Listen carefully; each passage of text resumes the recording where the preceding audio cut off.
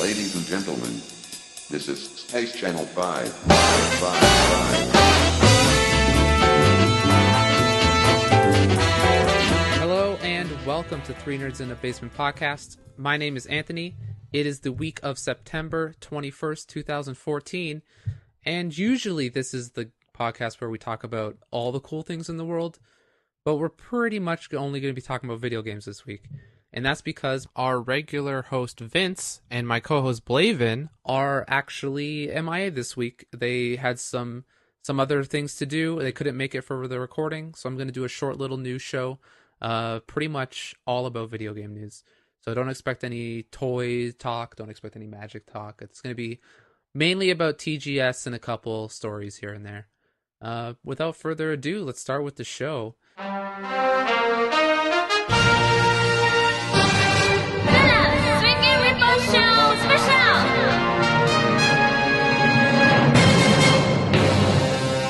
On Monday, just after last week's show, a big news story broke. So Mojang, the creators of the famous game Minecraft, for people who don't know, it's a game where you can, it's pretty, think of it like Lego, but a video game. You get blocks, you mine stuff, you create villages, and there's a lot of advanced stuff like just it's insane. Just Google it if you don't know. It's kind of crazy if you haven't heard what it is already. They sold the game Minecraft to Microsoft for $2.5 billion, billion with a B, and just that number alone makes a crazy headline. It's a major purchase, not only for Mojang Studios because they're just kind of rolling in it, also for Microsoft. Minecraft is one of the biggest names in gaming right now in both segments. Like if you want to put it out into like kind of hardcore and the casual movement, it dominates both areas. It's lightning in a bottle. It's a popular game that I haven't seen this kind of spread since like Super Mario pretty much. And that it's just an insane story. So the creator Notch, also known by Marcus Pearson, Pearson, I don't know how to pronounce that. I'll just be totally transparent there. He's been quoted as saying that he's actually happy to sell Minecraft because he's been feeling a lot of stress from just working on the game because it's gotten so big. And he's actually quoted as saying, quote, "If I ever accidentally make something that seems to gain traction, I'll probably abandon it immediately." This is kind of no surprise to people who kind of been following Notch, kind of know it. He's not really happy with the way he's been portrayed in public, not in media, but on Twitter and just stuff like that. And he's more of an indie guy. He likes to create small, fun things. And Minecraft was a small, fun thing. I remember buying it in alpha. That was like before the days of early access. They kind of started this whole thing. And it was just a fun little indie game. You could create houses. There were no monsters. It was Lego the game, and it's created into this just beast, this massive, massive thing. And it's good for him. He's getting a lot. He's getting a lot. I see a lot of people on Twitter kind of busting his balls because it's like, oh no, I hope I don't ever make $2.5 billion again. Oh, poor baby. You're not in his shoes. That kind of stuff, you don't know the kind of stress that you have to take to get that kind of a paycheck. It's like people think of bullying like you gotta have his tough skin, or this guy he's being a baby. But imagine having those like mean things, or having your image strewed by millions of people across the globe 24/7. It's a hard thing. But I'm glad for Notch. Like, he made this game. He totally deserves the money. And hopefully this allows Mojang to create some way cooler stuff. As for Microsoft, this is just a cash cow. Like, I think that 2.5 billion is fine for them. They probably thought it through, and they're going to make that back no problem, I believe. Just the way Minecraft's going. I'm just interested to see how Minecraft will play out now that Microsoft actually owns it. I'm sure there'll be like, they have a lot of skins and stuff, so you can create your character as like, I don't know, different stuff, and you can custom create it. But I'm sure they're going to be like, oh, look, here's like a Halo skin and stuff. But I really want to see where Minecraft now evolves uh, from here, because people really like this game. I don't think Microsoft will mess it up, but I think they'll be able to take it in more interesting ways, or at least a different way. I'll say that. That's really the only non-Tokyo Game Show related story. So we're just gonna get into Tokyo Game Show now. So the Tokyo Game Show is held every year, obviously, in Tokyo, and it's kind of my favorite game show because I'm a bigger fan of Japanese games. Uh, they're weirder. They're more unique in my opinion, and they just have like crazy concepts that a lot of people don't really think of here in the West. Uh, there were some really big announcements. So Final Fantasy 15, the latest game in the Final Fantasy franchise, has came out with a really cool trailer showing gameplay. Vince and I were joking about it on Twitter. It looks like a Final Fantasy road trip game. It's kind of weird because you're driving around with your four party members. You're just kind of all bros hanging out in a car, going across country. That's what it looks like, to be honest. Going across country, slaying monsters. Like it's like you just graduated university or something. It looks really good, and the gameplay is more focused on action. There's no turn based. It's more in the vein of Final Fantasy 13, the way it's all active time battled. Everything's very fluid, and I haven't seen any people picking actions. It seems a lot more character action based, but mixed with RPG, and that seems really cool. And there's a lot of contextual stuff. Sorry, that is in the game, like being near certain party members does makes certain actions available. A lot of team attacks, and the main character has the ability to throw these like spirit swords and then teleport to them. And there's really cool scenes of him just like chucking a sword across a huge gap, a huge chasm, and just teleporting to the other side, fighting a bunch of guys. It looks really cool. And with that, also, it turns out that Final Fantasy Type Zero, which was a PSP Final Fantasy game, is coming to the West in 2015 as an HD re-release on the PS4. Also, with the one big thing is that it's going to have a Final Fantasy 15 demo. This will allow us to play the game, check it out, just see where it is in early development, because there actually hasn't been a release date yet. And I shouldn't say early development. This game's been announced like so long ago, as it used to be Final Fantasy Versus 13 when 13 first came out, and so that was years ago. It's been a long time. I'm actually happy to see that this game is being made and not just kind of thrown away, or it was like a fancy idea, because I want to play Versus 13 way more than I wanted to play 13, and I kind of still want to play 15, even though I played all the 13 games more, because I only thought the only good one of those games was 13 too, and Lightning Returns is garbage. Let's keep on the Square Enix train. Keeping with Square Enix, they announced a new thing called Shinra Technologies. Shinra is a callback to Final Fantasy VII. It was the company in Final Fantasy VII. They were like kind of the big evil company they had to fight against. But they're using Shinra Technologies as a name for their new cloud service and cloud gaming.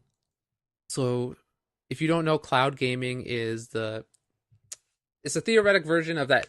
You could stream a game just like you stream movies from the cloud, just like you store videos on the cloud and stuff like that.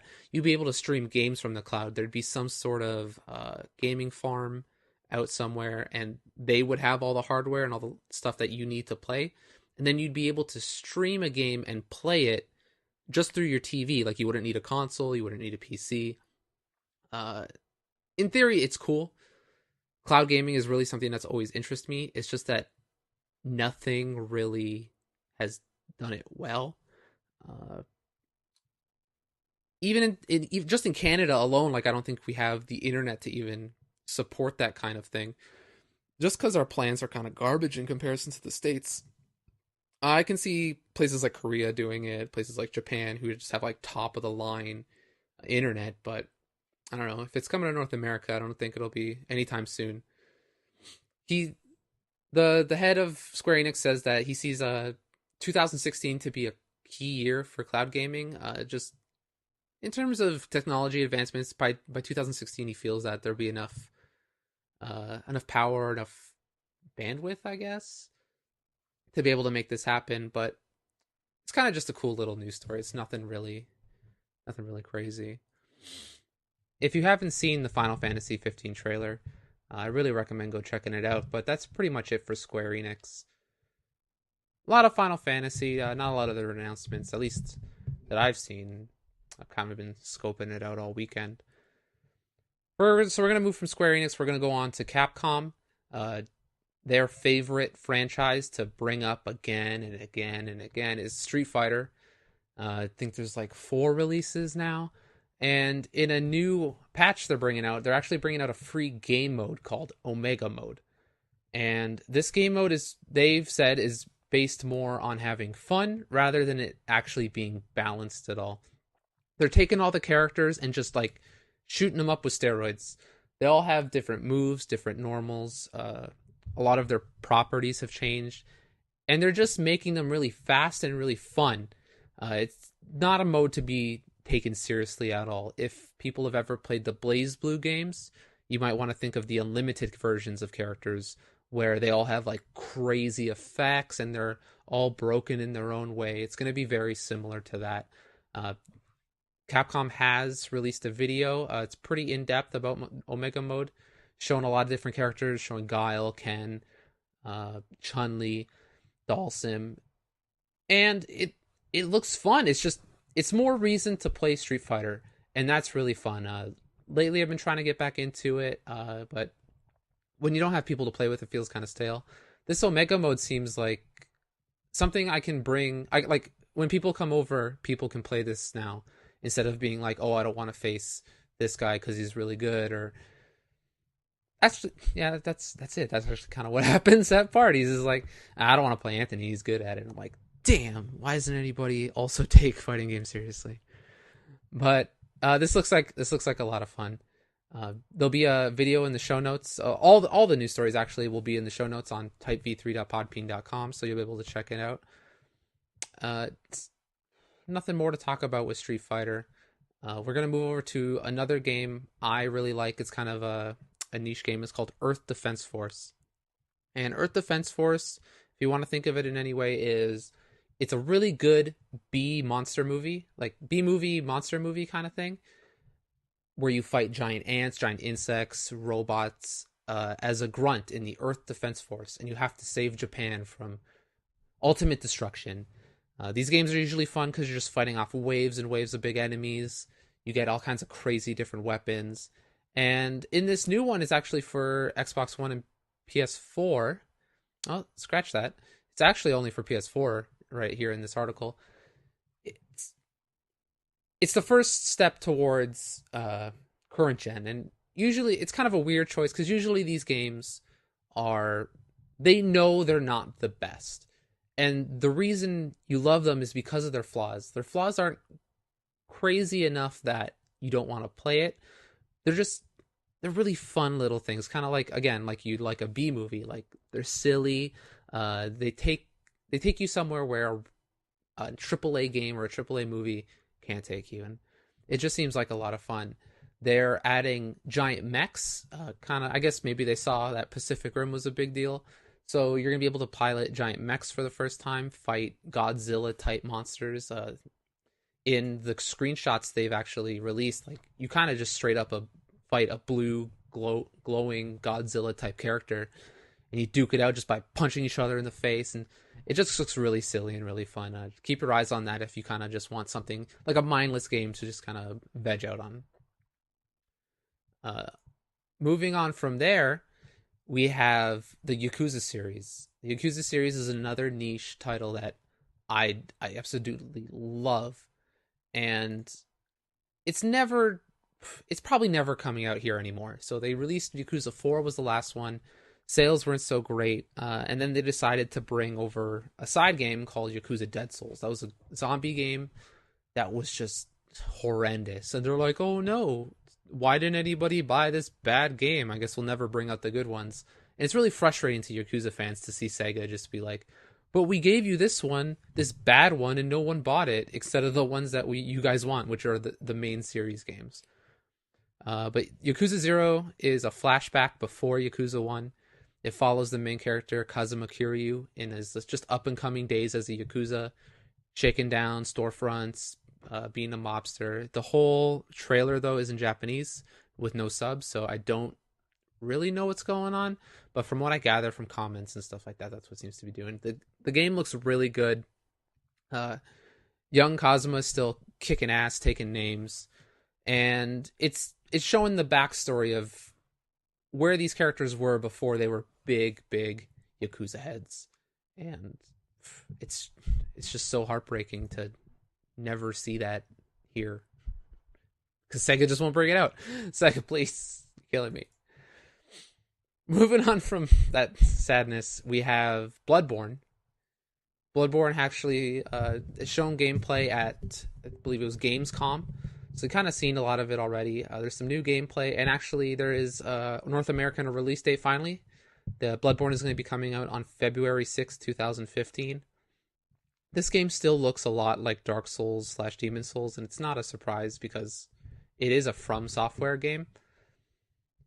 And I don't know what to say more about it other than it still looks good. If you listen to the Gamescom podcast, like you hear all my opinions there. It's a lot faster paced. It's weird that there's no healing items, at least that I've seen. You heal based on killing enemies, so it kind of rewards you for being aggro, or maybe it's just strategically beating your enemies. Yeah, it looks good, man. February 6th, keep a lookout. It's gonna be some good stuff. Then I guess the final big announcements from TGS is Metal Gear. Metal Gear Solid 5: The Phantom Pain is coming out. It's just said sometime during 2015, so that's not really an announcement. We kind of figured it was going to be next year already, but I would have liked to see at least a month or maybe like a quarter. Like it's going to come out in Q2 or it's going to come out in the spring, like something like that. That would have been good. But they had a big, huge 20-minute gameplay demo, and people have just been dissecting this thing like crazy. There's actually an article on Polygon? I'll find it. It'll be in the show notes. Where the author is actually he is an enthusiast climber, and he was saying that how they get all these minute details right about climbing, using different parts of your body as leverage instead of like the Nathan Drake style where you kind of just jump forever and you don't really have to worry about it. You just use your arms to pull yourself up anywhere, right? You kind of have infinite stamina. And just little things like that. And that's what Metal Gear is known for. They're known for their really oddly serious attention to detail in certain things. In the gameplay, it shows the open world aspects. You have the Fulton recovery system, which was kind of, this is bring back all the way from Portable Ops, or was it Portable Ops, or one of the PSP games, where you can actually recruit people to your personal army, Outer Heaven. So you can find enemies in the battlefield. If you trank them or knock them out lethally, or is it lethally, trank, sleep, choke, stun, you can move them back to your base and you can train them as soldiers to grow in your ranks. You can get better weapons, better equipment, and stuff like that. In this big gameplay demo, you're playing alongside Quiet, who is, I believe she's a mute sniper. And you can use her as a companion. There's different companion characters. So with Quiet, she's able to scout ahead for you as a sniper, keep in the shadows, tag enemies for you so you know where you're not. You're just not going in blind. And also, if you needed just backup support, there's some just silly stuff where Quiet was standing right beside Snake, and to get to an area, she just kind of Superman jumped from where she was to the top of a mountain. That was kind of insane. But again, not out of the norm for Metal Gear. With Big Boss, you have a prosthetic arm, which is actually not prosthetic; it's a robot arm, and you can do different gadgets with it. Like one of them was a stun arm, so while he's walking up behind an enemy, he's charging up his arm, and when he touched him on the shoulder, it sent a electric shock through his body, stunned him, just silently incapacitated his opponent. And it's really cool to see the open world aspect in a stealth game. Open world's a big thing now. They're not, but usually it's like run and gun, blow stuff up. Even Far Cry 3 had it like stealth elements, but they weren't the best. It was still mainly a run and gun thing. Like if you got spotted, it wasn't the end of the world. This seems like it's gonna be a lot of fun. Enemies are gonna be working together, and you really got to work on being stealthy, using your surroundings, and maybe scouting out areas before you actually go into, say, a village. Like you got to rescue this hostage. You want to do some scouting beforehand, see where everything is, what kind of enemies they have. And they bring some of this up in Metal Gear Solid Ground Zeroes for the PS4, where there are different enemy patrol routes. And if you study it, you'll know where these guys are going, where these guys walk, what are the heavily guarded areas. And you'll be able to devise a plan from that kind of information. And it's a lot different from where Metal Gear has been, which is usually corridors after corridors and enemies walking in a straight line, just mindlessly patrolling. It's a cool break, and but it's still weird to see how dark Kojima is going with the story. He's really playing with the thought of child soldiers, just war crimes, and just really dark stuff people usually don't want to think about. But then you have really dumb stuff like I get changed in a cardboard box to get all my weapons, or I have a sniper who is dressed in a bikini top who can jump onto mountains. Just little stuff like that. I was kind of hoping for maybe a little bit more serious game, but a lot of the quirks are still there. Might have been a bummer to play like 15 to 20 hours of a war crime simulator, but that's just me. The other just crazy, insane news story was that other than Quiet, there's an optional companion called Didi. He is the Diamond Dog, and he's Snake's best friend. You get a dog as a companion, and just to top it off, he has his own eye patch, just like Big Boss, which is crazy. They don't show him in any gameplay. They just kind of show him in a cutscene trailer, and yo, that looks cool. If I can have a dog as a best friend, hopefully it's not like a Fable thing where your dog is your best companion and he'll die at the end or something. But this silliness is just kind of throwing me for a loop in Metal Gear. Really hoping to see where Kojima takes this. And with that is the end of the show. It is a short show this week. I'm not really going to go into my week. Kind of boring to just talk about what I've been doing by myself, so I'm going to leave that for next week. Just a lot of games and stuff. So hopefully you've enjoyed this short solo episode. If you want to check out any of the news stories I talked about, check out some trailers and maybe get a little more in-depth onto some stuff I might have skimmed over, check out the show notes on typv3.podbean.com. In the podcast post, there will be links to all the things I just talked about. You can also email us at not typv3. Bleh, I know the email. Why did I mess up? It's tniab.letters@gmail.com. You can find us on YouTube. We post our podcast on channel typv3. You'll also see Vince's toy reviews there. What else is there? Check us out on Facebook. Check us out on Twitter. I'm Kilroy Can't Kill. Vince is Vincent Sanchez. And Blaven is Blaven Blave. I think that's all the social media jazz. So yeah, check us out on the website. And have a good week, everybody. Just look forward to a full show next week. Bye.